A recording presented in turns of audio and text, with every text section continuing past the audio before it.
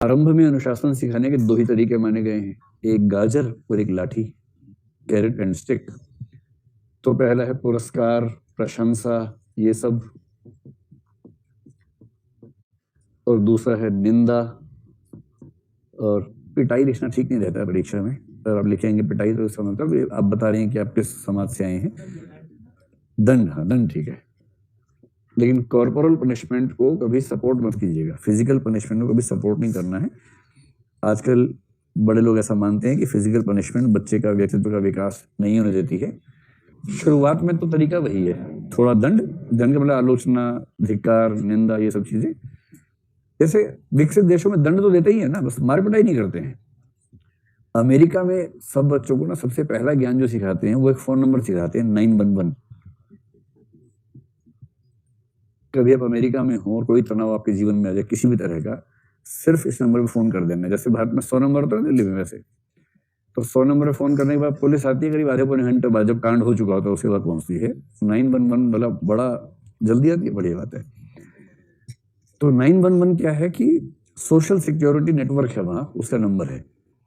तो छोटे छोटे बच्चों को ये नंबर सिखा देते हैं और बच्चों को फोन करना ही जाता है। बच्चे टेक्निकली सुपीरियर होते ही हैं अपने पेरेंट्स की तुलना में। वहां का नियम है कि कोई पेरेंट बच्चे को हाथ नहीं लगा सकता, पिटाई विटाई तो बहुत दूर की बात है। अगर गलती से उसका कान भी ऐसे कर दिया ना तो पर्याप्त जेल जाने के लिए। और बच्चों को स्कूल में यही सिखाते हैं कि जैसे ही घर में कोई हाथ भी लगाए या टीचर स्कूल में हाथ भी लगाए, खट से 911 घुमा दो।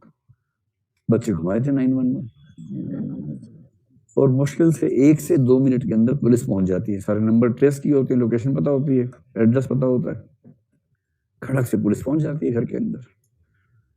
फिर पेरेंट्स बेचारे सफाई दे दे के मर जाते हैं। और अगर बच्चे ने बोल दिया पुलिस के सामने कि पापा ने मुझे मारा है, तो पापा साथ में जाएंगे फिर। और अगर 2-3 इंसिडेंट्स हो गए तो वो बच्चा उस परिवार से छीन लिया जाएगा और फोस्टर होम में चला जाएगा। फोस्टर होम का मतलब कुछ ऐसे दंपति, ऐसे पति पत्नी, ऐसे परिवार जिनके बारे में समाज की राय है कि ये बच्चों के पालन पोषण के लिए बेहतर लोग हैं, और उन्होंने ये रजिस्ट्रेशन करवाया हुआ कि हम ऐसे बच्चों की परवरिश कर सकते हैं जिनकी परवरिश करने की जिम्मेदारी राज्य किसी को देना चाहता है, तो हम उसके लिए तैयार हैं।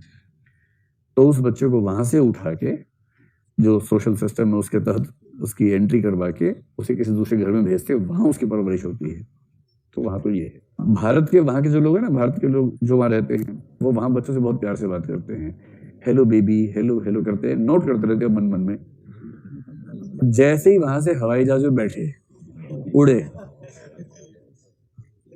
उड़ने के बाद ही, लैंड करने के बाद, क्योंकि उड़ता हुआ जहाज उसी देश की सीमा क्षेत्र माना जाता है जिस देश में उसका रजिस्ट्रेशन है। अगर अमेरिकन हवाई जहाज है तो दुनिया में जहां भी होगा अमेरिका ही माना जाएगा उसको।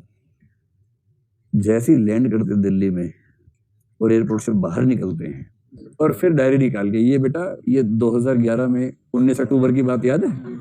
याद नहीं है तो ऐसे करके हिसाब बराबर कर लेते हैं। चलो, इन पेरेंट्स का दुख है कि खुद तो पिटे खूब बचपन में, अब जब ये बड़े हुए तो इनका हाथ साफ नहीं हो पा रहा। तो सारा परिवर्तन इनके समय में क्यों आ गया?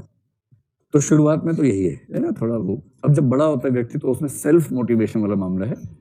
इसको हम कह रहे हैं कि मोटिवेशन फ्रॉम आउटसाइड या एक्सटर्नल मोटिवेशन। तो शुरुआत में एक्सटर्नल मोटिवेशन से डिसिप्लिन आता है, बाद में आता है इंटरनल या इनर मोटिवेशन से। और इंटरनल मोटिवेशन के लिए क्या क्या तरीके होते हैं? वो वही सब तरीके हैं। जैसे एक तरीका होता है डायरी लिखना, या जिसको बेसिकली कहेंगे ऑटो सजेस्टिव मोड। अगर आप ठान ले कि आपको अनुशासित होना है तो कोई दूसरा को रोक नहीं सकता, सीधी सी बात है। अब ठानेंगे नहीं तो फिर तो कोई बात ही नहीं है। अब अगर आपने ठान लिया लेकिन बीच में दिक्कतें आ रही हैं, तो उसका तरीका क्या है? इस ऑटो सजेस्टिव मोड पर चलने के लिए एक तरीका है डायरी लिखना। रोज रात को आपने लिखा कि आज मैं किस किस मामले में अनुशासन के अभ्यास से चूक गया, ये आप लिख सकते हैं।